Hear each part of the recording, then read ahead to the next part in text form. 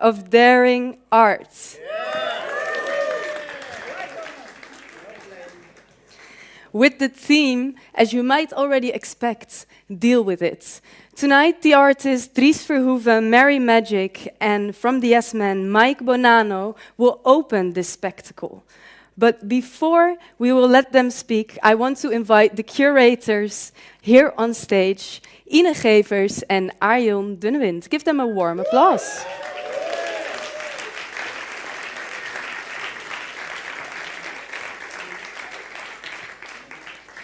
Kom op, Ine.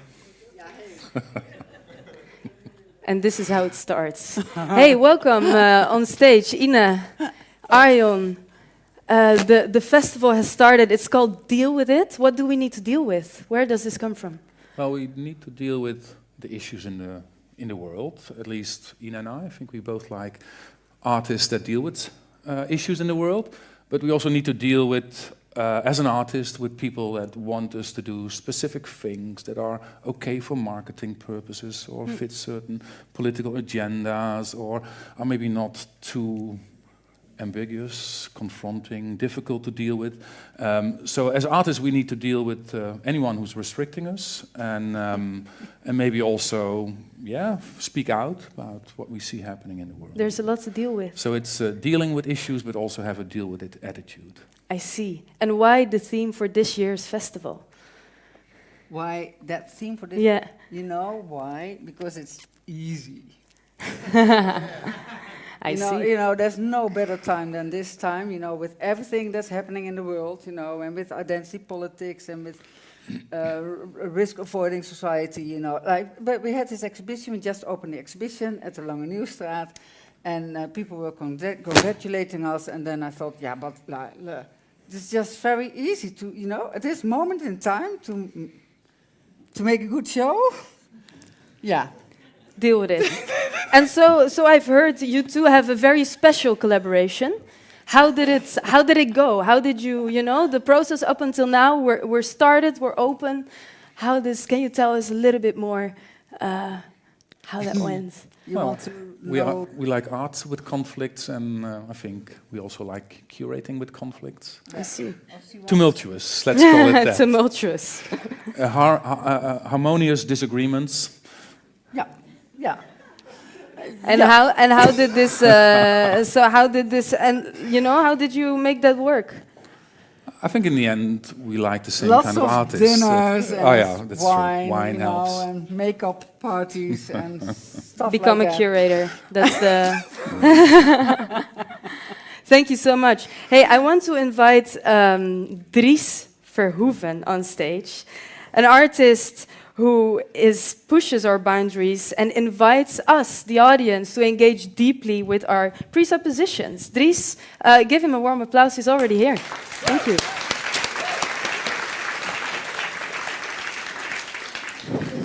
Dries, you created a work, a theatrical installation called Alles moet weg, Everything Must Go. And it's on view at Paardenkathedraal. Yeah. What would you like to know? I would like to know, what can we expect? What is this? What is Alles moet weg? Everything must go. It's a confrontation with the thinking of nowadays shoplifters. I interviewed 24 shoplifters, which was a very inspiring process for me. Central to that was a group of activist shoplifters who see the fact of taking stuff from the supermarket as a activist action. The piece is, I would say, a durational performance / video artwork. It takes place for 6 hours a day. I built a replica of a piece of Albert Heijn, a very small piece, and it looks exactly like Albert Heijn. In there, there's a performer depicting the nowadays shoplifter. And as an audience, you walk around, and you can choose either to look at her from in between the beans and the crisps and whatever you find in the supermarket, or to look at screens around. So it's the supermarket is equipped with 9 cameras. So you walk as in a panopticon around, and you identify with the surveilling system, I guess. So we are the surveyors. Yeah, you are. And she's defending herself, following the texts that come from the interviews I had. Defending her shoplifting. And why this work at the festival? Well, before we knew this work... We have a trailer, This will come after, yeah. Oh, sorry. Yeah. This is a surprise for later. It's interesting because you had a disagreement, I realized. When we first talked. Yeah, when we spoke about it. Yeah, that's so nice to talk about. This is But the the answer reason to for the inviting question. you was the code radicaliteit. And that's maybe, in a way, it I think, kept set both Ine and me thinking about what to expect from art nowadays. And what is code radicaliteit? Well, you can briefly, I would summarize it as I was confronted with many codes that you have to fulfill, or you have to, if you ask for funding. This was 4 or 5 years ago. There was quite some codes that you had to say yes to in order to get funding, and I was like just as a knuppel in het hoenderhok. What's the English word for that? Just to say, why not? Add another Can code. we? I made a radicality code, let's say, and asked everyone, like the institutes, like the Stad Schouwburg and the Spring, and everyone, like, would you like to sign this code as well? Because I think this is also quite important. Besides all the other things that the institutions ask us and the funding bodies. So it was a way to start thinking on what is the relevance to think radical these days. Did things improve since you outed this code radicality? 6 years ago, 2018, we just had new funding decisions, so defined what the next 4 years will look like. Are you confident that it will change? No, not at all. Whatever I do, I never do something in order to make something better. It's always a way to depict the time, and also the code radicality was, I think, a portrait of something that's maybe missing. So no, I don't see any improvement. Maybe I was also talking to myself, actually. Maybe I was also telling myself, like, how are you with staying still close to this code or not? So there's a nice parallel maybe with tomorrow's guest, which is Maxime Februari. He also wrote his essay, Bad Art, which basically I think makes the same statement that artists are too often responding to certain calls where people expect them to solve certain things. And also Maxime says, well, art should also be dare to be purposeless, or maybe not convenient, or not ongevraagd, as you put it in your code of radicality. No, I don't think that this work on shoplifting solves anything. Maybe after seeing you help yourself with a little bit more money. We had a discussion, I remember now, when we were meeting about your work, because you were still like... I know, and Arjen was like really very against shoplifting, and I was like, but if you make a work on murder, it doesn't mean that the work is like telling you to kill. I question the motivations. Okay. For shoplifting, and I'm happy that, because all the interviews you do, you see the many motivations that people have for shoplifting. Sometimes politically, sometimes just I'm too lazy to pay or don't want to pay. Sure. So that's what I remember from the discussion. But for the public, it's really worthwhile going there. It really is, because like there's nobody, then Dries really, I mean that, who can do it, give voice to so many people in such a layered way, you know, that you sometimes connect or sometimes really think, yeah, that's why I also like shoplifting or did it in the past, but also at the same time, there are moments that you recognize the critique on capitalist society, etc. And yeah, that makes it. I also don't know in the end immersive if the work is really about shoplifting. It was following the reasoning of the shoplifters. So it's about the motivations of the it's the underlying sentiment, I yeah. think. I think it's a diagnosis of the time in which we're living, in which people feel cynical, in which people feel disenchanted and powerless, and they do something to get back that power, and by doing so, they perpetuate what we all do in capitalist society, which is thinking about yourself and pretending to be innocent, because that's the way to make it somewhere up there. And that's also painful and sad after interviewing those people, that this is the way they operate. Thank you. We can see this work. Everything must go, alles moet weg, and all the motivations of all the shoplifters at the Paardenkathedraal from tomorrow onwards until Sunday. So Dries Verhoeven, thank you very much for sharing your thoughts with us and on some more radical art. And we're gonna watch the trailer. We'll be off stage for a minute to watch the trailer. Exactly. Sorry. It's your, we're off stage.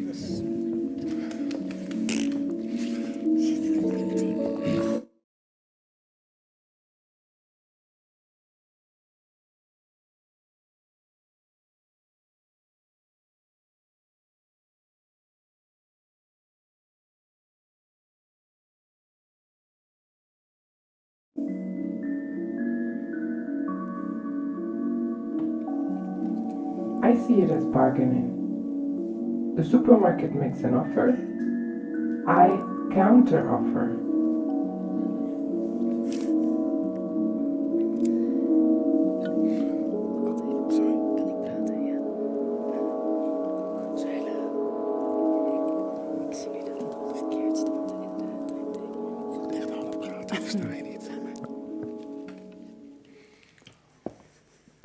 Alles moet weg. And next on stage, I want to invite an artist who is a biohacker as well, and they work with the fuzzy lines between our bodies, gender, politics, and ecological alienations. Give them a warm applause. Mary Maggic. And with that, I want to invite Arjan and Ina back on stage. Mary. Hello. So great that you are here. Come, have a stand in the middle. I think that's the best spot for you. Biohacking, that's what you call yourself. I'm wondering, what is this? So, there's many types of biohacking out there, but I see it as a form of public amateurism. So it's a way of producing knowledge that is non-institutional, and it's inherently political because we're choosing to produce knowledge outside of what is homogenized and what is kind of prescribed to us. So, yeah. Interesting. Ina. Yes, Mary, so we're so happy that you're here, that's for sure. So Mary, you will have an artist talk tomorrow. Oh, this was the loop, yeah, that's very important. There's work of them in the Cake is a Lie exhibition at the Lange Nieuwstraat. And they're all connected. Could you say something about that? How, and also the workshopology, how these elements are connected. So maybe I start with this piece that's currently at the IMPAKT Center. I haven't seen it yet, but I trust that it looks amazing. It does. So I did this work back in 2021 at the height of the pandemic when artists' work was very hard to come by and it was very precarious. And so I felt a need to produce digital work in order to survive.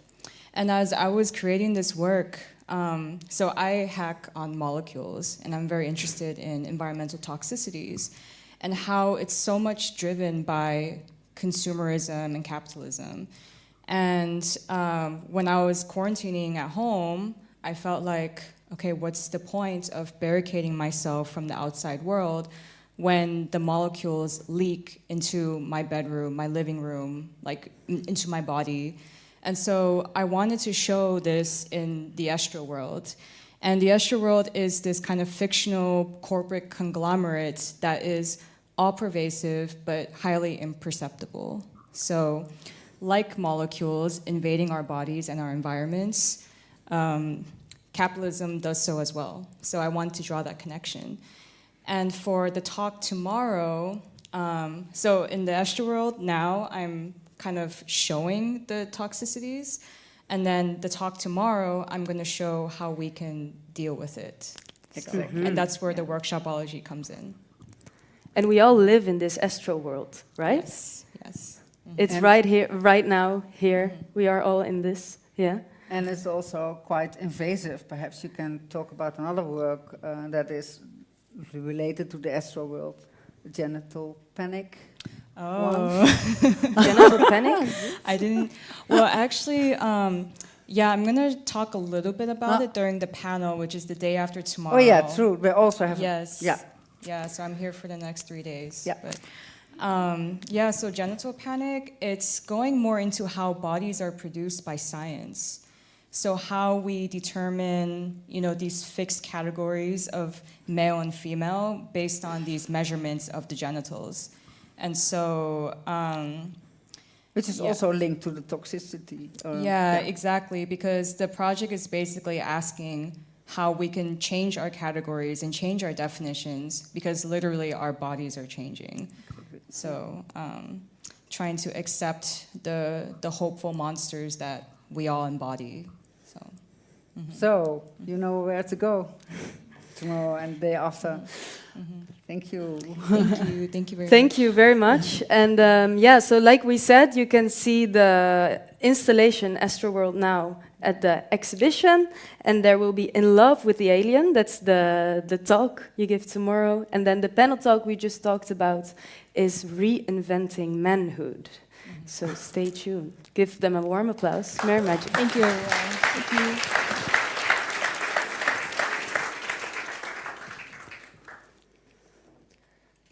Next up is a legendary activist duo. Well, we have one of them here. They use satire and guerrilla-style inventions to expose corporate greed and environmental injustice. They challenge us to question power and rethink what it is to create a just world. Give a warm welcome to the Yes Man, Mike Bonanno.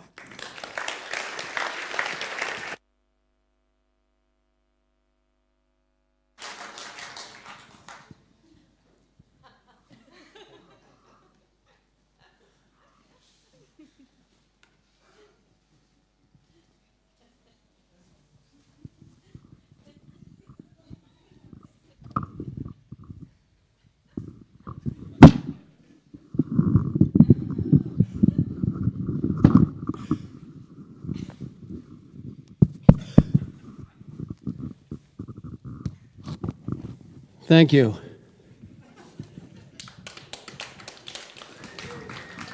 It's a pleasure to be here in Utrecht. Sorry that Andy couldn't come, so I have to be in the costume.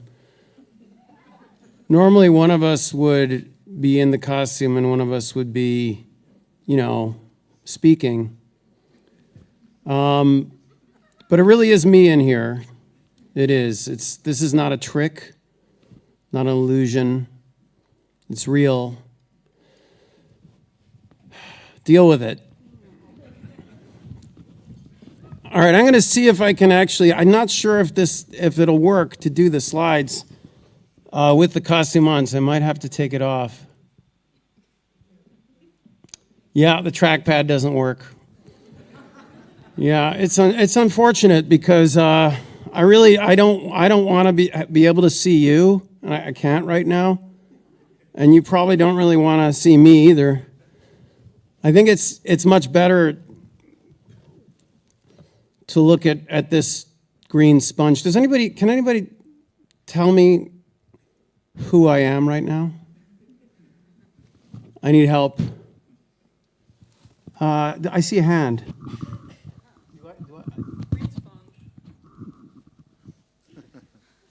Green sponge. Green sponge. Green sponge. Is this person correct? Bob? A what? Green sponge Bob? Green sponge Bob. Green sponge Bob. That's pretty good. How about you? Green sponge Fred? Green sponge Fred. Green sponge Fred. That's pretty good. All right. I got a problem because I need for everybody to know who this sponge is. So I'm going to need your help tonight. But first, can somebody hold the mic while I take it off?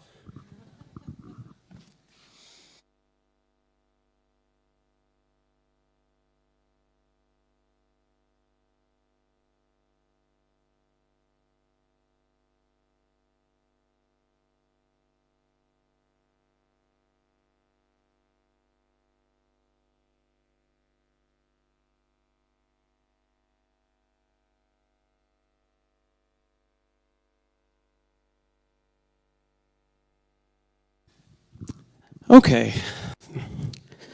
Thank you, Scrubby. That's Scrubby Greenwash. Scrubby Greenwash is the new greenwashing emoji, and this is the mascot version of Scrubby. All right, and I'll explain more about that momentarily. But first, from what I understand, hello? There's some people in the audience who won't have heard anything about the S-Men, so I have to go through a short presentation about who we are, or we were, what we will be in the future. All right, so that other person up there who doesn't look like me is Andy Bickelbaum, and we're holding business cards, one from ExxonMobil and one from the National Petroleum Council. This is from an event we did in Calgary when we were representing those companies there. We didn't really work for them, we were just impersonating them. Now, the thing is, I get a little nervous about presenting and figuring out what to do at a thing like this, and honestly, I arrived here and I didn't know what to do. So when I got here, just outside this building, I was a little bit afraid, and that's why I put on that green costume. And then it said, "Your dreams merge here." I thought, okay, all right, this is a challenge. My dreams they have to merge here. And so I went to the front desk, and where I got my ticket, I got a few tickets. They let me in. I didn't pay. And I saw the thing that said deal with it, and I was like, oh, fuck. Am I supposed to do this, or am I supposed to do this? Oops. So, I mean, my dream's merging. I'm here. I'm dealing with it. I got the green costume. It's a lot of work getting it here. It's complicated. I've got this little green book. This little green book. And this is the very secret book of Scrubby's Army. I'm going to be circulating this book. And I'm going to be asking for help tonight. Help doing something that I can't reveal yet. Something you could do from home if you have an internet connection. Some people do. Something you could do if you have an Instagram account, or if you care to make an Instagram account or make a Facebook profile, a new one, entirely new one, different identity. I recommend it. But we're going to need help in December doing something. And so if you're willing to join up just for a few minutes or a day or an afternoon and participate in a distributed action against not just one corporation, but many, please put an email address in this book. Hopefully the email address is one that you can receive email at. That would be nice. Anyway, I'm going to circulate this in a moment. But first,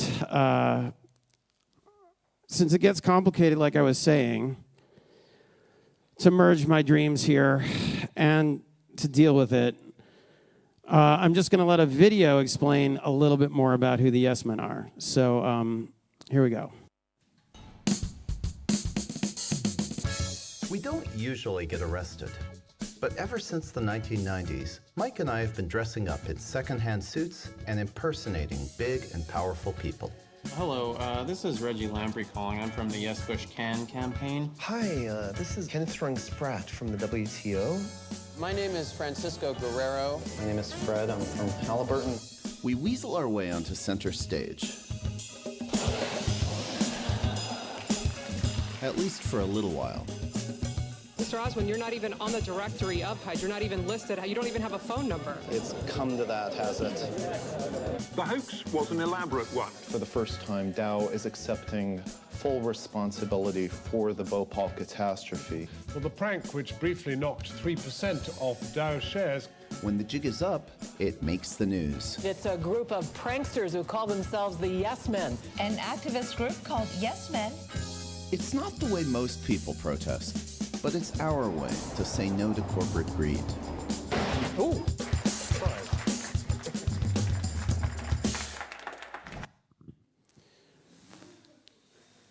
Okay, little blast from the past there. Since that doesn't really explain, the next question is always, well, how did that happen? And so I've got a little explanation of that. This is the World Trade Organization headquarters in Geneva. This is our headquarters. At the time, it was in Wisconsin, and it was winter. It was pretty bleak in there.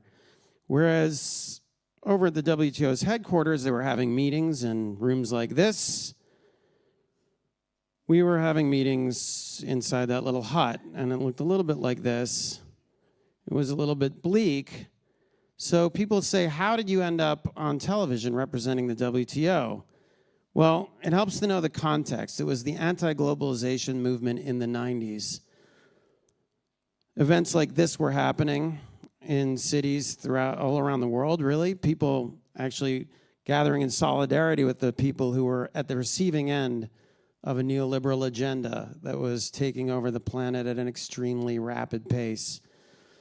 So those who were allies and could be on the front lines in places like Seattle, at the famous battle in Seattle, ended up looking like this. But we were kind of stuck at home. I think we didn't have enough money. As you recall, we looked like this. So, oops, wrong way. Wait, there, okay. So instead, we just put up a fake website that looked like the WTO's, and we thought this could be kind of fun. Maybe we can get some traffic and drive it toward those protests that are happening in Seattle. And so the fake website was just a little bit comedic. It was satire. People were meant to read it, think it was funny, and then go away. But, oh, that's Andy. Actually, that's him putting up the website. That's a documentary photograph, evidential material, true story. But it turns out that the WTO took notice, and since it was the 90s and the web was a little bit mysterious and magical and wonderful still, the WTO overreacted, and so they sent out a press release saying, warning, fake WTO website. And they even held a press conference where the head of the WTO, whose name happened to be Mike Moore, former PM from New Zealand, called it deplorable. A live press conference where they called it deplorable. And that of course, meant that it drove a lot of attention toward our website. And at that period in time, search engines were not particularly sophisticated. And so if you had a popular website, it could outrank even the real website. And since the WTO's own website wasn't particularly popular, And since it was also extremely difficult to wade through the millions of documents they'd posted and figure out what the hell they were doing, we made ours much more transparent and much easier to communicate directly with us. We had a contact button right up front. And so it turned out that, well, first of all, it was really fun kind of suddenly getting the attention of this major organization. And because they sent out a press release and had a press conference, it got a lot of news attention, thus driving more people to our fake website. Many of them started asking us questions like, could you advise me of the relationship of Gibraltar to the WTO, the Treasury Department of the Isle of Man? We would answer as best we could. I think in this case we said something like, Gibraltar is a rock at the tip of Spain. Kind of belongs to the UK for some strange historical reason.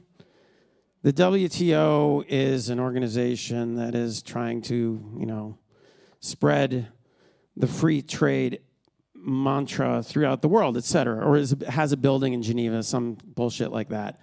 But we started answering these questions because people were asking, and it turned out to be really fun to do that, to be the WTO. And it turned out, at first it was difficult, but then it turned out to be really easy because we realized that the basic principles of the WTO at the time were distilled in their own mandate, their own kind of DNA was to help business do business. And that was their goal, to help businesses do business. Because following their philosophy, the more global business was able to do business and the more freely they were able to do business, the better everybody would do. That was the sort of underlying principle of that free market ethos and belief at the time. And of course, although that wasn't true because it did, free markets let people with more money dominate people with less. Although that wasn't true, we were able to sum it up in very colloquial and non-wonky ways that people could understand. So we started answering lots and lots of questions. It was good fun. But then I guess we were so good at it that we started getting invited to events. However, they didn't really want us. They didn't want me and Andy. We got this question: can Director General Mike Moore address our conference in Salzburg? This came from Dennis Campbell, director of the Center for International Legal Studies, that was having its annual conference in Salzburg. So, I don't know.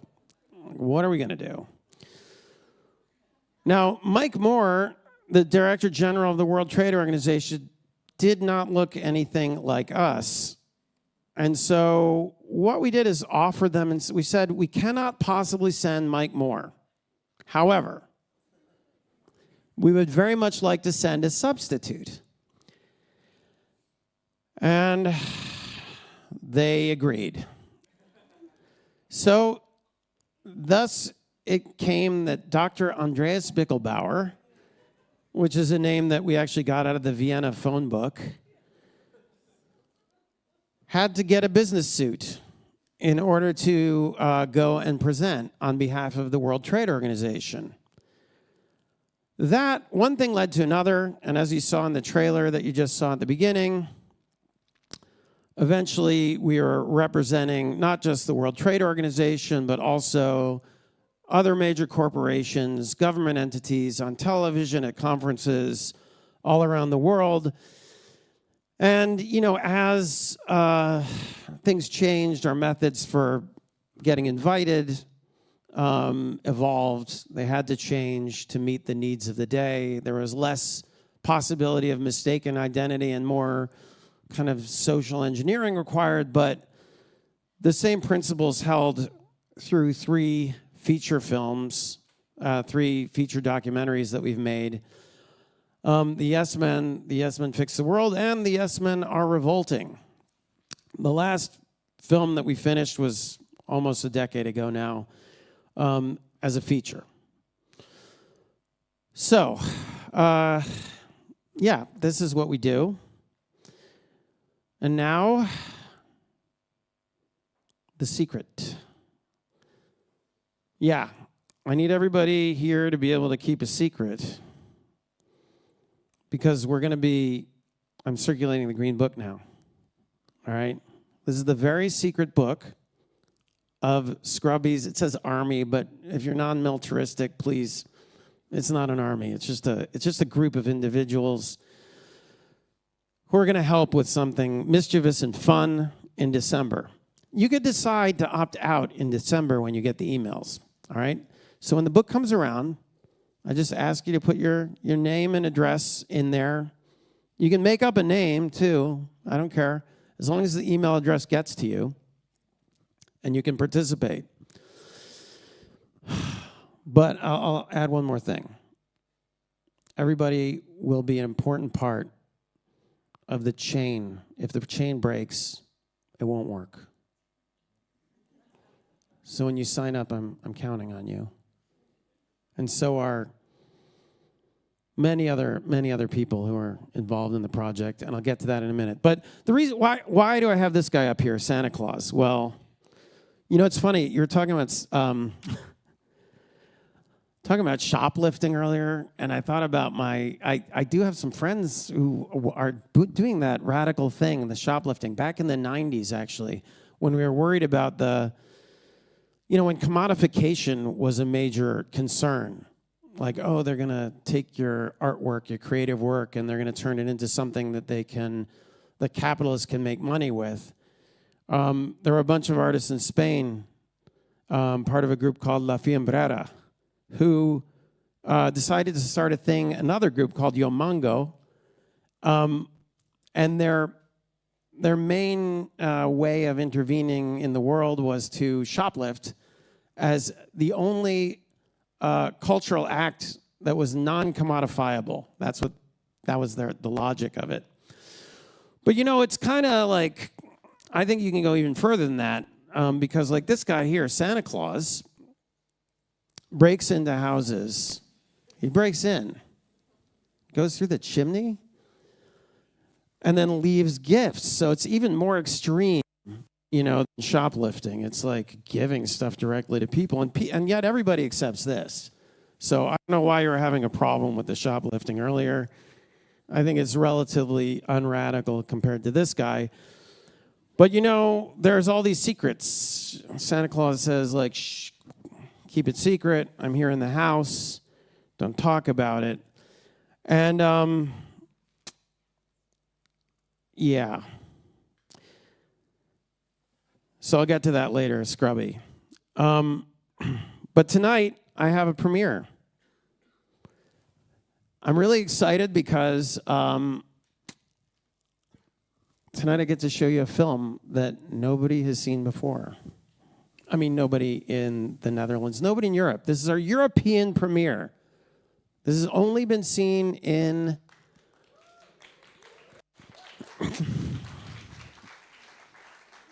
so far only in Malaysia. And I'm not kidding, in Kuala Lumpur. Hello. Oh, yeah.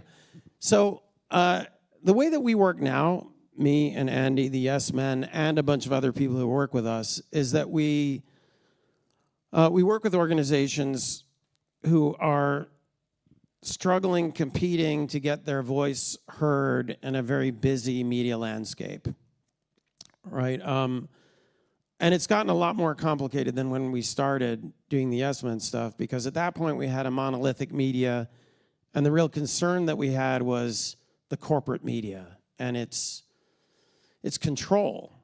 Now we have a different problem, which is really, it's big tech. It's a different kind of corporate media, but it's kind of the control that we all cede to the systems that are being developed. And so the manipulation is at a scale previously unimaginable. And in many ways, I'm nostalgic for the old days when there were professional journalists and when everybody at least had a baseline of common shared information. So more often than not these days with the Yes Men, we will get an email from an organization that's trying to do something important in the world. Groups of unionists, environmental activists, anti-war activists, and they have a need to amplify a message at a specific moment. And so we work with them almost like an agency, and together we come up with an idea to get their issue heard at a larger volume than otherwise would. So about a year and a half, 2 years ago, we started working with a group called the Clean Clothes Campaign, who we'd worked with before for several years, and they do advocacy for garment workers worldwide. We have some people here from the Clean Clothes Campaign. Where are you? Okay. Woohoo! Yes, lights up. Okay. There they are. Hi. Get to know them because on the way out, they're going to be handing out some pamphlets, and pamphlets that are about specifically the issues you're about to see in this film. So they got in touch, and we started to go through our process. We've developed a process where we have a brainstorm together and try to figure out some way of amplifying the things they've already been trying to scream for years. And so this film is the first time anybody's seeing it, and we'll see it's about 20 minutes long, and I'll be really curious to hear your feedback afterward. So here we go.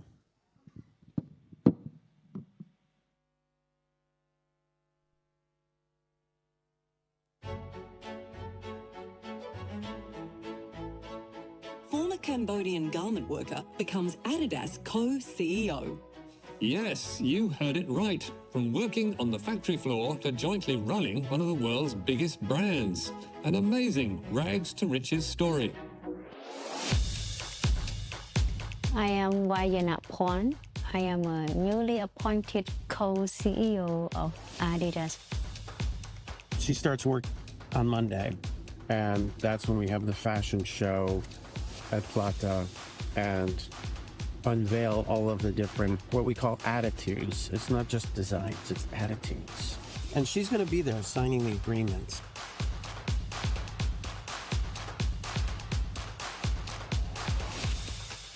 We had just landed in Berlin, and we were guided into a room where clearly a runway show was going to happen. We were handed a slip of paper. Basically, they're saying that all of the labor abuse stuff that they've been doing for the entirety of the company's history is going to stop in a really big, specific way. For a company that's long denied underpaying its workforce, the Adidas announcement was a spectacular victory for the forces of good. But was it all too good to be true? I'm afraid it was. What's your real name, though? My real name is Lion, or Leng Lion. I am a freelance journalist from Cambodia, where I cover garment factory issues. My editor assigned me to go to the factories, a bunch of factories in Cambodia that supply to Adidas. តម្លៃពលកម្មករក្នុងម្នាក់តម្លៃមិនស្មើអាវគេមួយដែលយកទៅលក់នៅស្រុកក្រៅផងហើយវិញទៀតអ្វីដែលខ្ញុំធៀបពួកខ្ញុំធ្វើខោអាវមួយទាំងមូលប៉ុន្តែការចំណេញរបស់គេវាច្រើនមួយរាប់ពាន់ដុល្លារប៉ុន្តែការទទួលបានរបស់ខ្ញុំមិនបានមកចំណៃអាវប៉ុណ្ណឹងផងតែវាអញ្ចឹងពីខ្ញុំចង់ផ្ញើសារទៅដល់ Adidas សូមឲ្យជួយផ្ដល់ប្រាក់អត្ថប្រយោជន៍ទាំងអស់ដល់កម្មករដែលប៉ះពាល់សម័យ COVID ផង What happened when the pandemic hit is that brands refused to pay for their orders. They refused to pay for orders that were still in production and sometimes orders that were already completed. The brands like Adidas are simply able to just walk away and say, oh, we see that you're legally owed the money, but it's not our responsibility. ចង់ផ្ញើទៅអ្នកប្រើប្រាស់នឹងដើម្បីសង្កត់ទៅ Adidas ដើម្បីឲ្យប ផ្ដល់ជាអ្វីមួយជាប្រាក់អីដែលសមរម្យឲ្យអ្នកដែលខាងផលិតនឹងឲ្យស្មើ We have been calling on Adidas to sign the Pay Your Workers agreement for quite a long time. So once they sign, they will commit to ensuring an end to wage and severance theft throughout their supply chain. It will involve setting up a severance guarantee fund, which would cost brands approximately 10 cents or less per item. We've done a lot of actions outside Adidas stores worldwide, but yet they still haven't taken any steps. So we really needed to make it unavoidable. And that's where the idea of working with the Yes Men came in. Who are you with? We are with a group called the Yes Men. They serve up satirical humor laced with lunacy to call the media's attention to serious issues. Len was connected with us by our friends at the Clean Clothes campaign who said Len would be a great person to be the new CEO. Adidas's motto is impossible is nothing. So if that were to be true, what could they really do to shake up the way their business operates and to be the ethical leader that they position themselves as? Let's break barriers so they stay broken for everyone, forever. At least 3 people were killed in Cambodia on Friday when police opened fire on textile factory workers. Everything, everybody, all the time. The police were armed with rifles and pistols. Got to be kind. Jeans made in Cambodia usually sell in Europe and the United States for a higher price per pair than the workers' 58 euros a month. Truth. សូមឲ្យក្រុមហ៊ុន Adidas ហ្នឹងធ្វើម៉េចដើម្បីជួយឲ្យពួកខ្ញុំហ្នឹងបានសំណងឲ្យបាន We decided to make everyone believe that the new CEO was actually making radical changes by bringing on a co-CEO from the factory floor to look after ethics violations and to sign the Pay Your Workers agreement.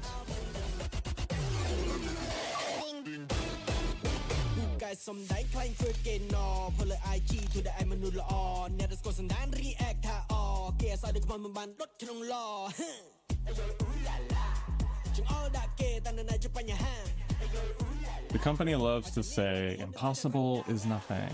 And they also like to say own the game. It's all over their ads. So we decided, a great way to spin that is actually we should introduce a line of clothing called Own the Reality. Action. Reality wear is suffering forward fashion, really stressed by really stressed workers, finally being paid real wages. Great. Can you do that one more time? And this time I want you to lean in and don't choke a dolphin. Our consumers want a guarantee that their shirts don't choke a dolphin and their shoes aren't made by slaves. Nice. Great.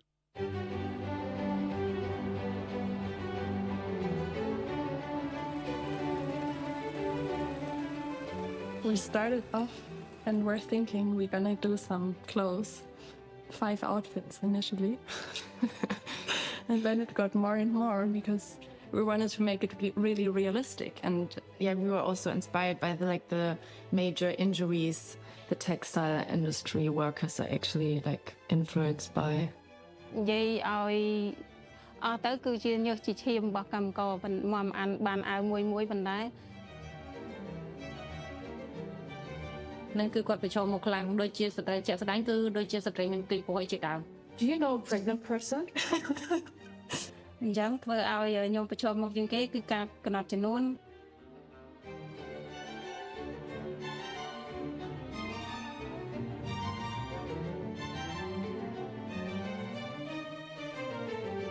aim was to make this visible and also to reach people who are so to say fashion victims, not the true ones. The true ones are the people behind them, but to reach people who are maybe not thinking about this aspects, but mostly consuming and maybe even advertising the whole thing, and to give them a little disruption moment. Yeah, disruption moment, definitely.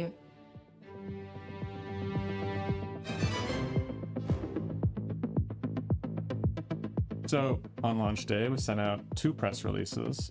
One to the corporate world on a page that looked a lot like the Adidas corporate site, And then the second press release was more about the product launch, the reality wear line, on a website that looked more consumer-facing. And then we waited. Good morning. Will Adidas be doing broadcast interviews around the new announcement? We'd love to have the new CEOs on CNN. I should say yes. Yes. It's your job. I mean, boss. Get on that. Get on it. Honestly, it was exploding all over the web.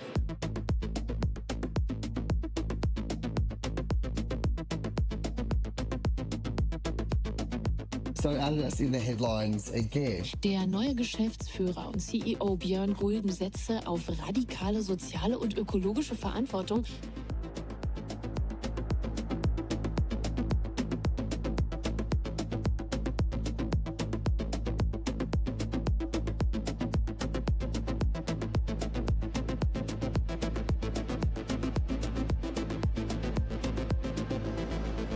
But we didn't have a lot of time because we had to actually go put on the fashion show.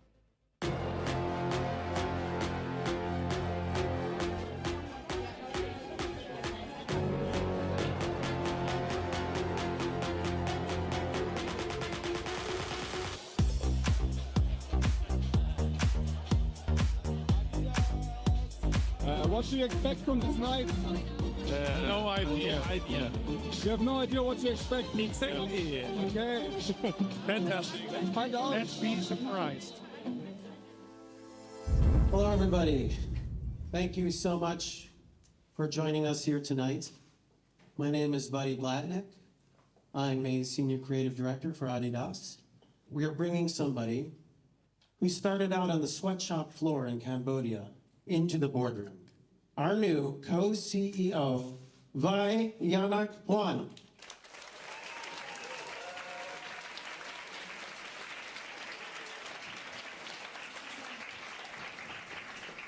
I remember my first day as a garment factory worker when I wanted to go to the toilet for pee.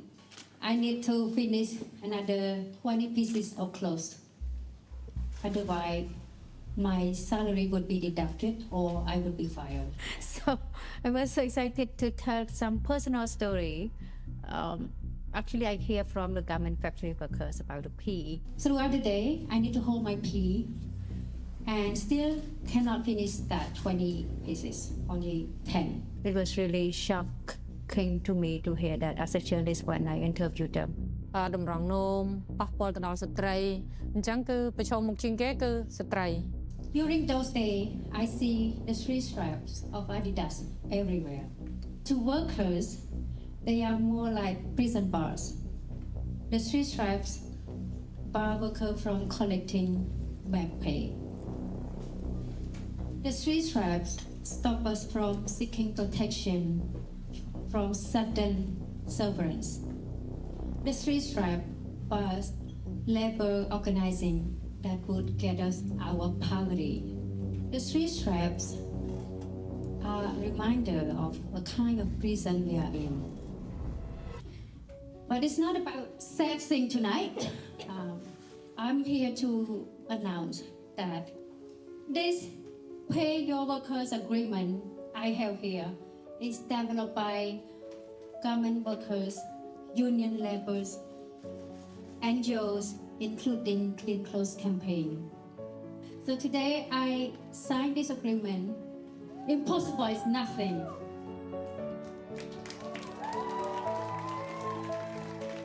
I really like the idea of someone starting from the bottom and now being on top. Diana Kwon, the new co-CEO of Adidas.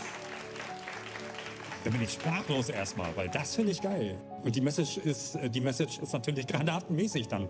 Jetzt muss sich einfach was ändern und ich finde gut, dass jetzt was passiert anscheinend. Tonight you're going to witness something we call reality wear. When you see it, you won't be able to forget the suffering of workers. Each one of these garments has been pre-stressed by actual workers who wore it for up to 6 months before it was taken and remixed by our partners in this collection. Now we can let the rebranding begin with our first style, Barely Legal Standards, developed by Bad Bunny.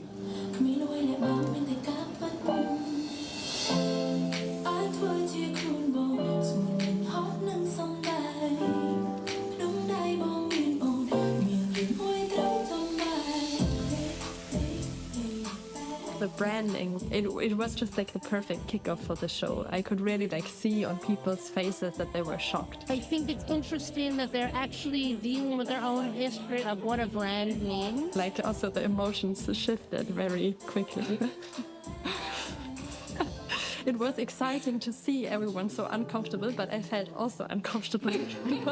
Our next ensemble, developed by partner Phil, is the Union Buster Shoulder Pushers.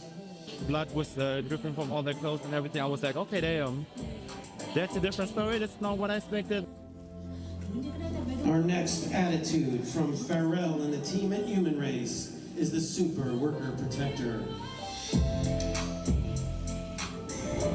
You know, it's maybe a little suspicious that Adidas changes their policy so quickly, but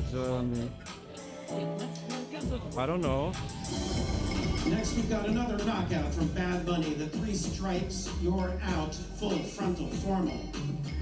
I think I have to process this in my head first and like realize what we saw. Like it felt a little disturbing, but I think that's what it was supposed to feel like. The Balenciaga oversized strike breaker.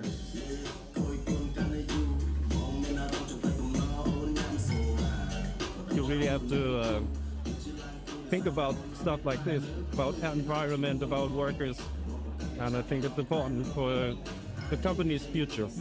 We've done away with economics, but we're keeping the trickle down with this mother and son paired outfit, the fancy accident tracksuit, and the sweatshop sock shirt. It's the perfect gift mini dress.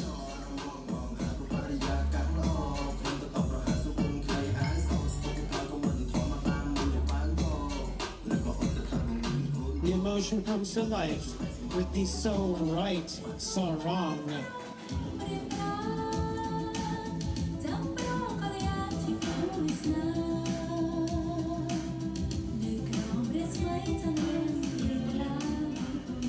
But what have we here? It's the back pay bivouac.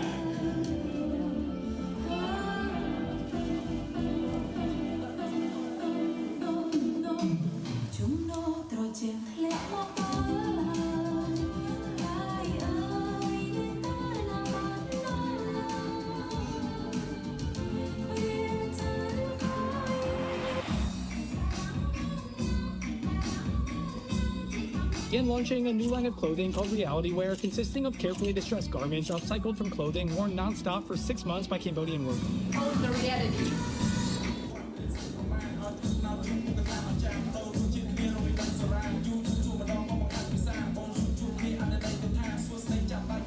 It's amazing that an international brand, so important brand, is taking a message about the world and taking responsibility and trying to make a change.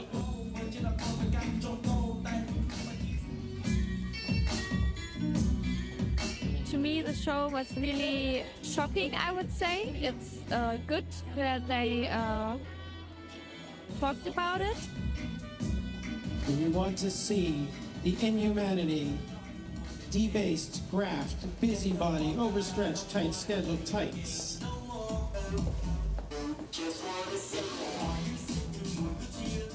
And now I feel like getting 50% off and 50% less. Here is the short-change swindle swaddle. So I didn't really expect the looks, but I was a bit surprised, but I really enjoyed it.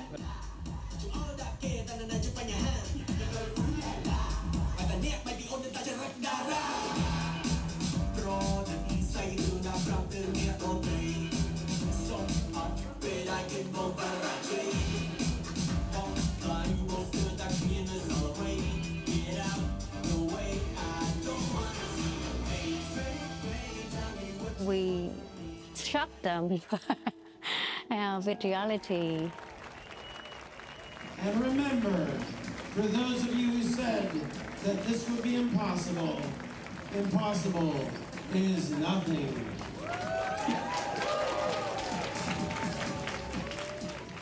You know, I thought it would be some booing, you know? Who knows? But instead, there was silent moment, respectful moment that have fueled my energy. I'm so excited, still got goosebumps. I feel like now it's up to Adidas to actually just do it. Oh, wait, did I just make a mistake there? So it wasn't until this event was completely done and me and all the other journalists are back on the bus when we were informed that this entire event was fake. Their bullshit detectors did not go off, and no one bothered to check. Adidas corporate actually had to release a statement saying that this was not a real Adidas event, which is incredible. Adidas is battling backlash from a series of fake press releases that circulated the company's plans for some shocking changes. They've been asked whether they're going to initiate legal action. During this week's Berlin Fashion Week, it was forced to distance itself from a spoof marketing campaign. News spread like wildfire. But that stance against labor violations turned out to be a hoax by Berlin designers Thread Sentence, the Yes Man, and the Clean Clothes campaign.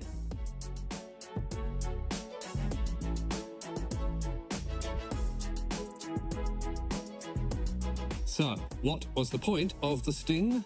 We want to raise awareness about the condition of garment workers, not only in Cambodia but around the world.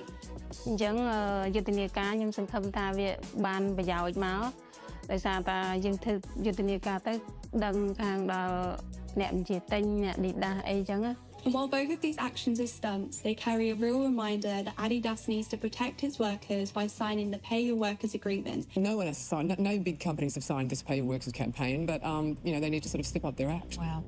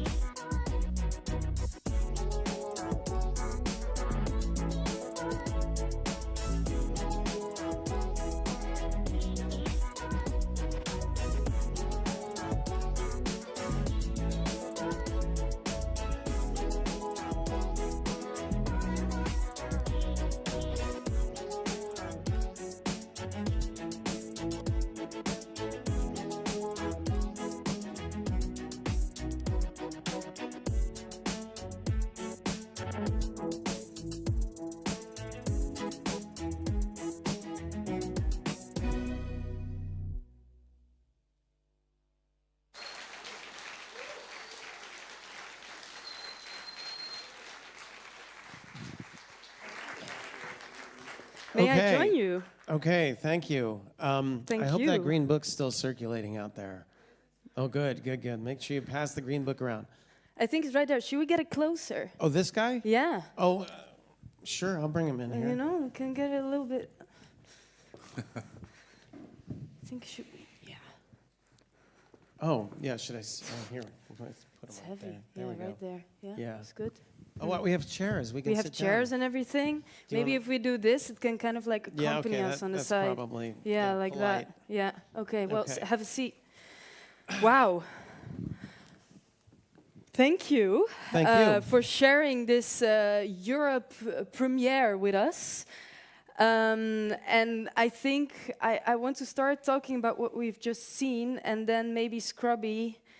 Sure. You know, we can talk Let's about. start with what we saw, and yeah. then we'll go on to what we didn't see. What we didn't see and what we might, you know. Yes. You know, the Yes, little by all secret. means. Yeah. So the thing is, what really struck me, and also for you, by the way, I will ask some questions, but I'm sure you also have some questions. So in a few minutes, There will be a mic as well, and you can, pass around, you can ask your questions. But I was wondering, because looking at this, I immediately feel very motivated intrinsically. I want to do something, I want to change something, yet I also feel overwhelmed by the power of these big companies. And I was wondering, how is that for you going through this process? Yeah, I mean, it's always overwhelming. And with the Yes Men stuff, we've really been addressing corporate power since the 90s, and that's still something that we can engage with, especially when it's a consumer-facing brand. There are things that can be done, and that's why groups like the Clean Clothes campaign are quite effective and have figured out tactics that deal with the weak points. And there's a reason why Adidas is the company that's being targeted here, and it's part of a strategy that they've figured out and been quite successful with in terms of getting concessions. What's that? Why Adidas? Adidas because, well, first of all, they have this huge recognizable brand. Yeah. They have exposure as a result. They are beholden to what consumers buy. And so we can exercise influence over them, especially if it becomes popular to not buy Adidas. It makes a big difference. Yeah. And so it's their whole marketing strategy, and also they're one of the biggest. They're not the biggest, but there are campaigns against Nike, there are campaigns against other brands, but for a brand that's so big and so healthy and located in Germany, I mean, they have ups and downs, but overall, it's a robust company that's lasted a long time, and and could afford to meet the demands of the workers. The demands are simple. They want their back pay. Then they also want better conditions and slightly more wages to make it a living wage to keep up with inflation. But and actually, let's hear from the Clean Clothes campaign. Yeah. If we could hand them a mic, they could explain more. I'm curious about how the process was, but also they still haven't signed it. Yeah, Christy or Anna or whoever's up there could maybe say something. And what's your name? Yeah, so hi, I'm Christy. I work at the Clean Clothes campaign. So Adidas still hasn't signed. That's definitely true. We see that, so we have this strategy where we create together we're a worldwide network. So there's garment worker unions, worker rights organizations all over the world that come together that have created this proposal. It's a proposal for a binding agreement. And we know that it's scary for companies to be the first one to sign such a binding agreement. And we think actually offering to Adidas that they could be the first one and that they could be a trailblazer on this front, I think actually it's something nice to do to them, right? It's actually also a point of trust. We're not trusting Nike to do this, but Adidas, where we're thinking we could actually convince them. But they've continued to say no after all of our campaigning. And it's especially important as one of the cases that was shown in this film as well, the Hulu garment workers who actually were tricked out of their money. They are still waiting, and it's been 4 years now. So that's, that's why we're still at it, and we're still pushing them. That's great, thank you. I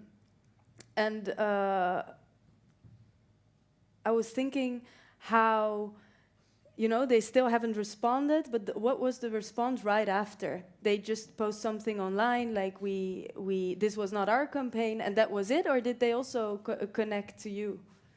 Yeah, so they have been responsive to our campaign, just they've actually been kind of faking that they wanted to have a conversation with us, actually saying things like, yeah, we are in conversation with this official institution and with that official institution, and as soon as we started reaching out to those institutions, they would say like, yeah, that's bullshit, actually. So they've been stringing us on, and they were, of course, well, yeah, Mike can also say more about this actual campaign and how they responded to that. They weren't happy, definitely, but they've kept on being in a conversation with us ever since. They actually emailed us, I think I remember on the day of the action, they emailed us like, we want to talk with you.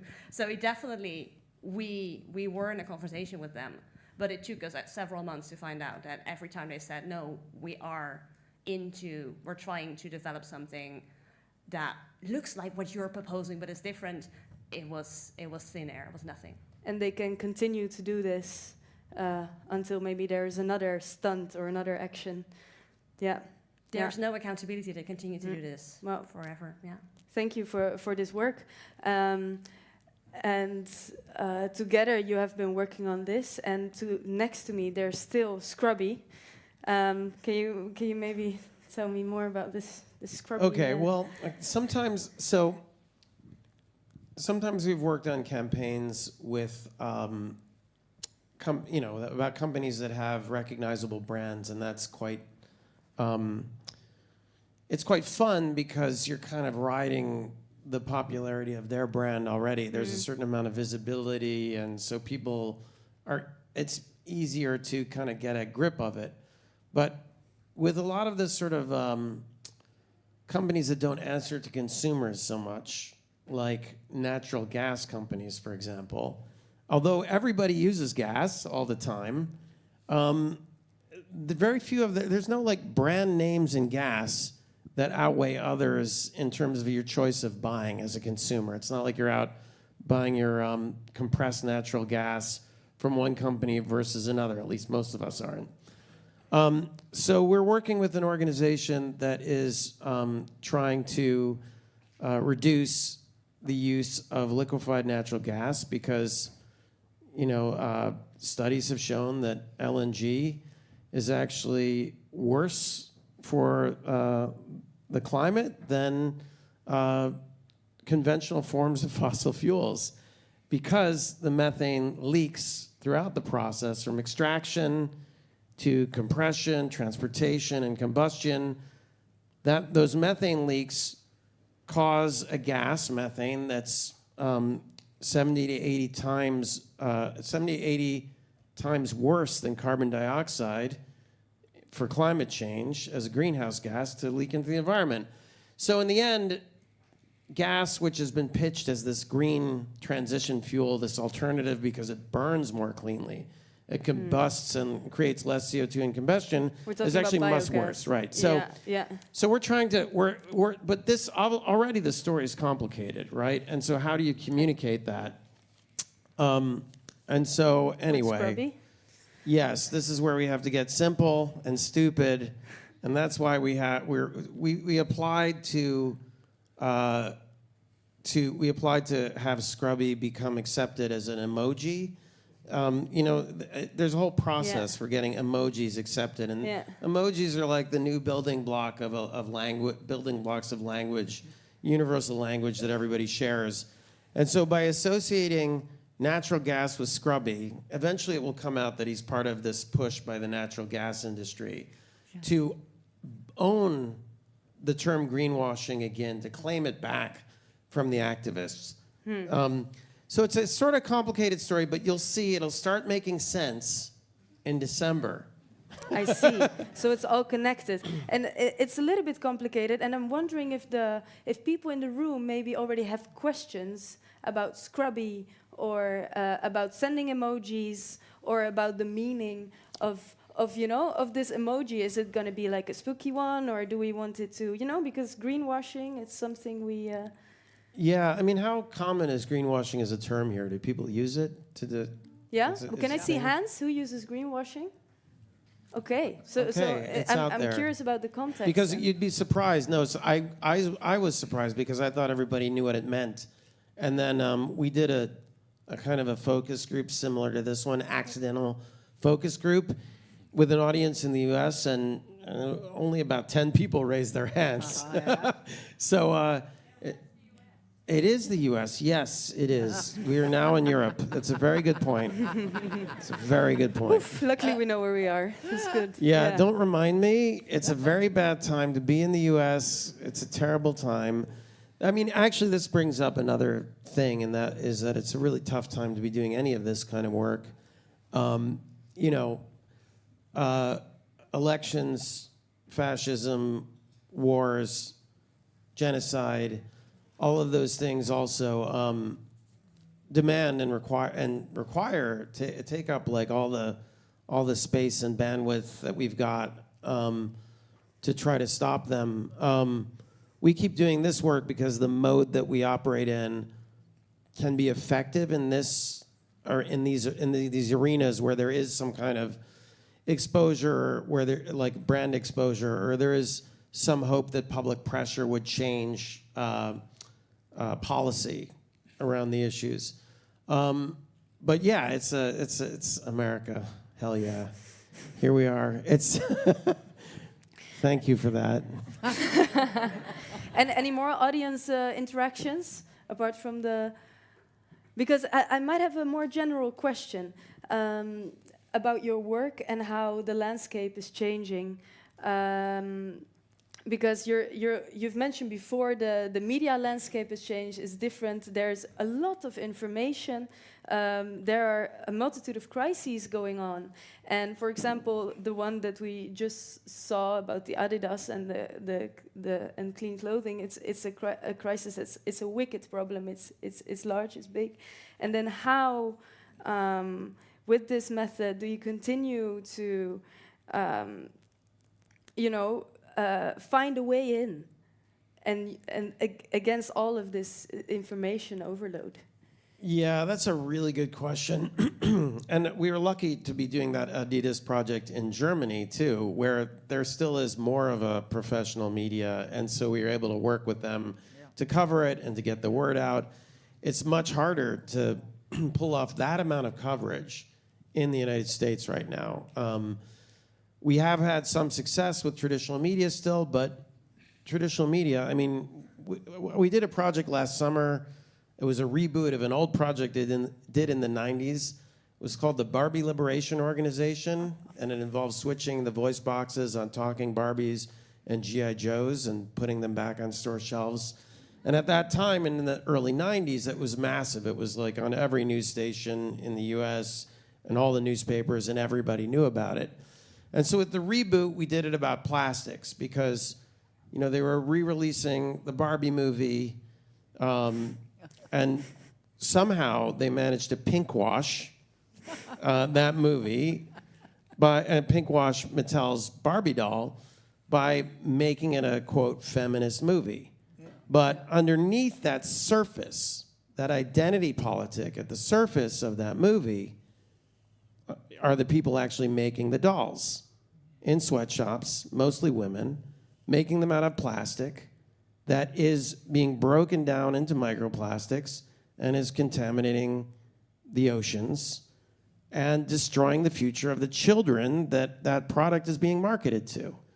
And that diversity thing, well, that could exist now because it's opportunistic as well for Mattel, because now that Mattel has the granular data that they need to know exactly each person that they're selling to, if you can sell everyone a reflection of themselves, that's the ideal market. Then you suddenly can sell way more Barbies than you ever could. So now you have, you have every kind of racial identity Barbie.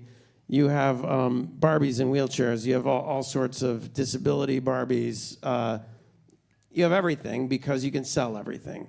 I see. And in the meantime, you can contaminate the planet, blah, blah, blah. So we're up against this, and we do this project that's about plastics, and we get it into newspapers like the New York Times, the LA Times, so major newspapers, and still it's like nobody has heard about it. Yeah. Because there's a very small number of people who read the New York Times now. It's not like it used to be, where if you got in the New York Times, it was like, 90% of the people in America somehow heard about it, because it would also then hit the syndicated papers. It would end up in every local paper. And everybody read the same news on a certain level, whether it was a little bit left, a little bit right, in USA Today versus your local Knickerbocker News or whatever your local paper was called. So we need to read more news or find other ways No, to I mean, show honestly, it? I think this is a problem. This is like Pandora's box has been opened up, and I don't know I don't have the answer how to get out of it. However, this is one of those moments when I'm like, yeah, there are a bunch of countries where there are more progressive regulations designed to protect democracy. And I do think that needs to happen. I know libertarians hate it because you say you gotta limit information in some way, but that's the way it's always been. There's always been regulations. So I find this very interesting. Yeah. My question was starting with how do you get through all of this information, and we end up talking about democracy and protecting democracy. And this is how your work is infiltrating in all of these parts of the world and social justice. Yeah. And I have one more question after sorry, this. I just want to rant and all I night don't want about that. to. You know, if you want more of the Yes Men tomorrow morning at 10 in the morning, I think there's another full hour here where you can know more about their work. And is there another question from the audience right now? Yes, over there. That's way better than my question, probably. Can someone give this beautiful mic? I think you can throw it even. And like... roll it down. Sorry. The answer to that last question, I didn't really know the answer. That's why I avoided it. I don't know the answer yet. But you're good We at do that. have to keep so changing our yeah, tactics. Yeah. Can you tell a little bit more on the legal implications of what you're doing? Like, wasn't Adidas sending you a bunch of lawyers? Yeah, we rely on that. We try to get those cease and desist letters. This time around, Adidas did not threaten us with a lawsuit, which was sad. We had to threaten ourselves. It's true. It's like it's a tactic that we've always relied on trying to bait them into attacking us, right? That's the idea. And if we end up in court, that's the best. Then we've achieved everything that we could want, because like the famous McLibel duo in the UK, who in the 90s were sued by McDonald's for handing out pamphlets outside of a McDonald's restaurant in London saying that their burgers were bad for people's health and for the environment. And after McDonald's sued them, they expected them to go away, with their tails between their legs, but instead the activists said, yeah, sure, we'll go to court. And they spent the next 5 years in a protracted court battle, the longest one in the history of libel suits in the UK. And suddenly they could speak not just to a few hundred people outside of McDonald's every day, but to first millions and then eventually billions of people, because that case got so much attention. And then it went to the European court, and they won on some counts and lost on others, and they spent the next 8 years of their lives just in court. But as activists, they were incredibly effective. And in fact, McDonald's lost a massive amount of market share, and they overhauled their entire menu. They went through massive upheavals as a result of what those activists did. And so, we would love to be able to achieve something of that status. Yeah. Yeah. Well, I guess the Adidas also looked at this and learned from it. I think there's room for one more question, because I saw over there another one. Thank you for the question, by the way. Hi. Hi. I'm a big fan. So can you share a little bit about what is your process when you work with, for example, an organization about the fashion, or any other organization? How do you come to the perfect action? Yeah, so our process is usually that we have a preliminary meeting where we talk about the issue and just have a conversation. Then we'll have a series of brainstorming sessions where, once we've gotten up to speed on the issues, so we read a little bit about it, but we always have the organization in the room with us for the brainstorm. We all work together on trying to come up with ideas that might work to, call attention to their issues. So at that point, it's kind of a free-for-all. And sometimes we come up with something and sometimes we don't. If the ideas aren't good enough, then we just have to take longer and work on it more. Because the other thing that we've learned over time is that you don't want to also move forward with an idea that's kind of half-baked. Because the downside of failure with these is, well, first of all, you wasted time. But also, this kind of mischief is like, there is the potential for it to backfire and do damage as well. Like doing this kind of thing badly, especially in the last 10 years, you know, because in the last 10 years, there's a lot of fixation on the idea of what lies in the media. And so if you're doing something that propagates lies in the media, you automatically are exposing yourself to a certain amount of negative energy. And so, and you know, I don't necessarily agree with that. I think there's always been lies in the media, and that it's just that we're noticing now because the lies are coming from angles that we didn't expect. Yeah. But it's but nonetheless, it changes the way that we work, and it, yeah. After a series of brainstorms, we figure out how we would pull it off. So then it's a bit more research to see if it's possible to pull it off. But we have a whole 11-step program that I can make available to you if you're 11 interested. only. That would be great. Yeah, well, we're one short of a 12-step program. Okay. So we can all become a yes man. Yes. Yes. That's great. Hey, Mike Bonanno, thank you so much for your talk. And tomorrow there's a talk called How to Fix the World. There's a panel you're part of as well, and the film Yes Men Fix the World will be screened. Do you have some last words? I feel like you want to add something to the evening. Yeah, two things. First of all, I wanted to thank the organizers of the IMPAKT Festival. Thank you. For inviting me and the other artists and Scrubby. Scrubby wasn't invited, I just brought him along as my date. But everybody who's working here and stuff, thanks a lot for putting this on tonight, and the other artists who are going to be joining for the panels and who spoke at the beginning of the night.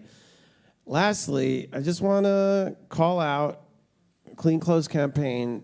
If you guys can actually go to the exit now first, I'm going to ask them to go to the exit first so that they can be there with the pamphlets so that you guys can get them on the way out, because they went through the trouble of making flyers for tonight. So if you're not going to hang on to it, give it to somebody else, please. And This give is what them we're an here applause. for. Yes, round of applause for them. Thank you.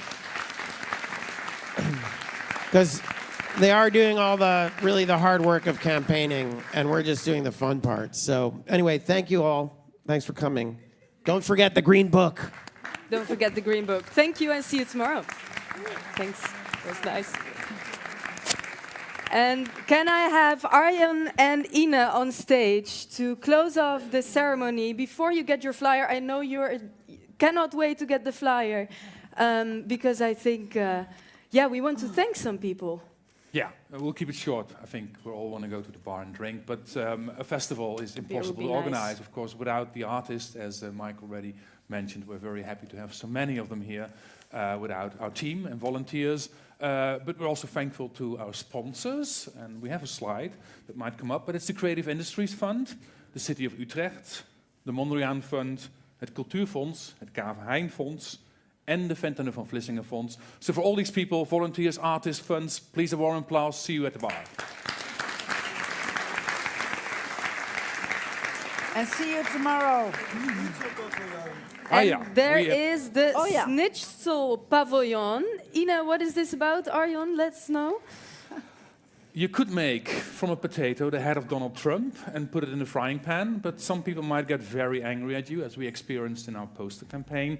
So, but you could also Jesse Klaver, if you want to fry and eat Jesse Klaver, whoever Donald. Or your head? My head. Oh, yeah, my head, nice and round, easy. Any object you can even think of. I mean, it's you like could use broccoli to make Ina's hair. It's all possible. Go crazy. Yeah. So enjoy. It's right here, and enjoy it, and see you at the bar. Thank you very much. Bye-bye.